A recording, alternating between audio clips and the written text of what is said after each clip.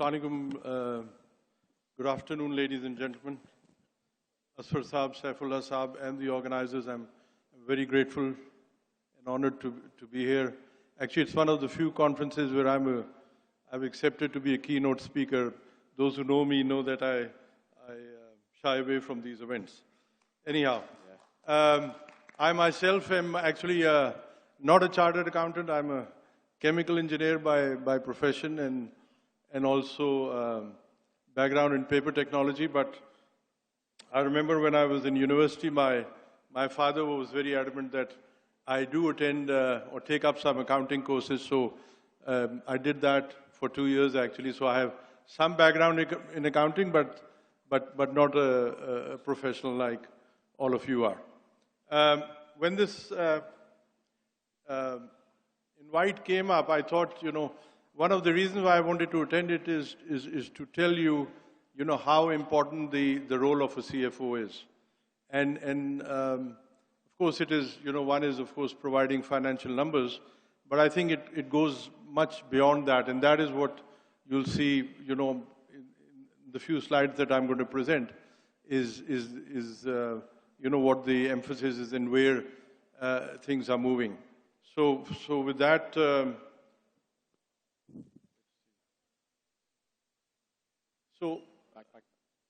yeah. So, CFO is not just reporting numbers that was, in the olden days, but now it's, where you move businesses actually and it's much more strategic.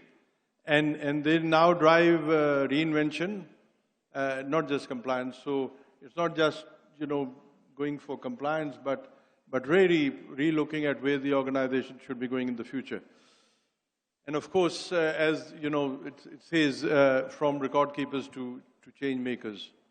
I think if I'm allowed, the CFOs today I've seen where some of them actually don't even have an accounting background. I think what is important is that they are strategic thinkers. They have leadership qualities, and of course know a little bit about finance. But I think it's much more than just being a chartered accountant.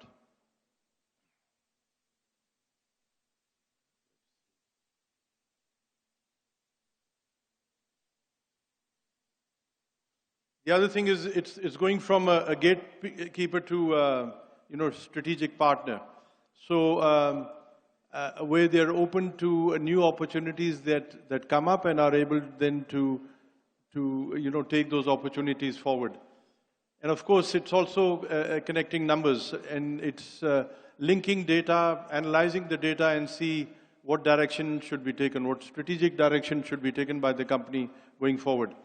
And in this, of course, it provides insights into merger and acquisitions, innovation, and of course, digital transformation. Digital transformation is something which is extremely important. AI, as we know, is the name of the word today, to see how AI can, or digital transformation can also, get involved. Of course, in terms of agility, I think this has also been talked about. It needs to be, the CFOs who are playing that role need to be extremely agile in this world where it's totally shifting. We've seen the volatility which is happening in international markets with trade tariff barriers. Also, we've seen very close at hand what happened here between Pakistan and India a few weeks ago, and also how that affects global trade. Also, we've seen shipments being delayed from what was happening in the Middle East. So I think the days of volatility will continue. They're not going to stop. So it's extremely important that, the CFO, whoever is in that position is very agile. And of course, that also implies that, you build up certain scenarios. What will happen if a certain thing happens? How would you react? And the company, engage the company towards addressing those issues. Of course, liquidity management. Of course, interest rates in Pakistan have come down, but they went up very suddenly, and I know there were businesses that faced a difficult time. So I think it's very important also to see what would happen at times when when businesses are in a difficult position. It can be also contraction of the market, where the businesses are not performing or are not able to deliver revenue because the market is shrunk. And of course, in those times, then it is also very important then to adapt your cost structure, because the same cost structure which you had when those issues were not there will not survive, in times when things are difficult. And as the quote says, agility is the CFO's greatest asset, next to trust.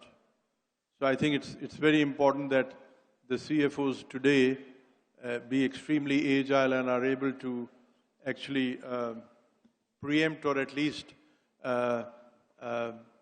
lead scenarios or lead scenario planning when things might become difficult. Also, in terms of digital transformation, I think it's an imperative. It's not an IT function, but something which should be embraced by the CFO and supported. So in that, you have cloud ERP, you have predictive analysis, which will predict what different scenarios, how they could play out in the future. And also AI-assisted forecasting. I mean, gone are the days when humans were doing it. Now, with the use of AI models, they are able to give a much more, important response. And also the CFO is not just an architect of financial data, but he turns that data into real decision making. I think that is very, very important, where you are able to then propose or analyze and then predict how things could move forward. In terms of sustainability, though this has recently come to Pakistan, but I think it's very important that for businesses to be sustainable, they must also, believe in sustainability. That is not just sustainability of the business, it's sustainability in the operations, it's the sustainability in the way they operate. And it's, requires long-term thinking instead of just looking at quarterly performance. That is something, unfortunately, which is not there in the West today, especially in the US, where they look at quarterly performance only. But I think you'll find that more in East Asia and perhaps in Europe, where businesses plan for the long term, as we do in Pakistan.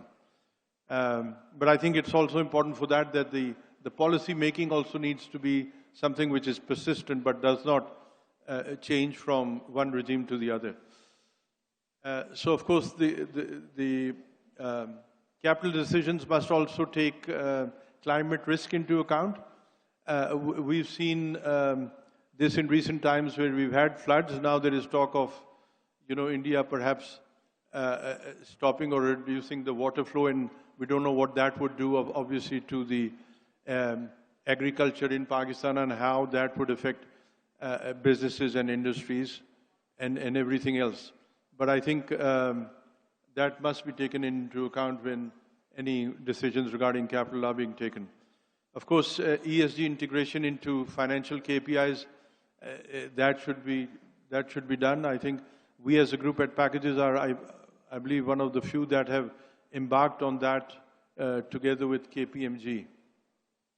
And of course, sustainability, as I said, is not just something which is discussed in the boardroom, but is something that, and not just for compliance. And I think what is important is the CFO to see, what would be the consequences of and anticipates what the consequences would be for tomorrow if certain things are not done when it comes to sustainability. Of course, on the talent side, I think this has also been touched in the opening speech, where the human balance sheet, of course, matters, and finance should be seen as a pipeline for leadership. We've seen that in our own group. We actually, amongst the 15 or 16 companies we have in the group, I think 6 of them are now being led by people who are CFOs. So that just shows that, there is that possibility for them to go into leadership positions. Of course, what is important is, as I mentioned earlier, is, they must have a strategic mindset. I think that is extremely important. So they should get away just from number crunching, but look at things much more strategically. And for that, upskilling, coaching would be required. Also, I think it's very important to embed a culture of accountability and agility. And of course, them being also fluent with technology and collaboration. Collaboration here, I mean collaborating with their colleagues. I think what is not mentioned here, but I think which is understood is also ethics. I think that goes without saying that, of course, they need to meet the highest standards of ethics. And if they see something wrong going on, I think they must speak up. I think that is very important, where the CFO is not just reporting numbers, not just a strategic thinker, but he must also have the ability and the courage to speak up if he sees things are going wrong. In terms of governance and controls, actually this should be an empowering thing rather than inhibiting them. And of course, there should be a balance between governance and innovation, without putting more emphasis just on governance and not on innovation. But I think it's very important also to be open and to innovate. Of course, should be extremely transparent and enable transparency, so it should allow also people to speak up if that is required. And of course, the CFO must also encourage value creation at all levels and all across. I think that is very important. Instead of taking all the credit himself or herself, must also encourage others to create and give them credit for it.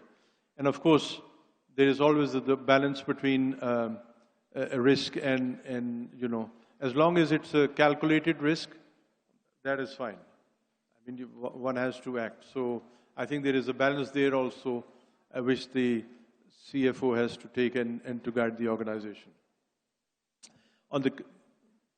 At the end, I'd like to say, the CFO, it's a recalibrated CFO that at least we in our group try and have tried to evolve, where he's a catalyst for new ideas. He's a connector between different teams, and also he's a co-creator of the enterprise and of enterprise value. He's actually a co-pilot along with the CEO. So he has as much responsibility as the CEO has in the strategic thinking and decision making. And I think what is important is for him or her then to lead this transformation where he becomes an enabler. And in the end, I'd just like to say that let's move forward and recalibrate the future together. Thank you very much.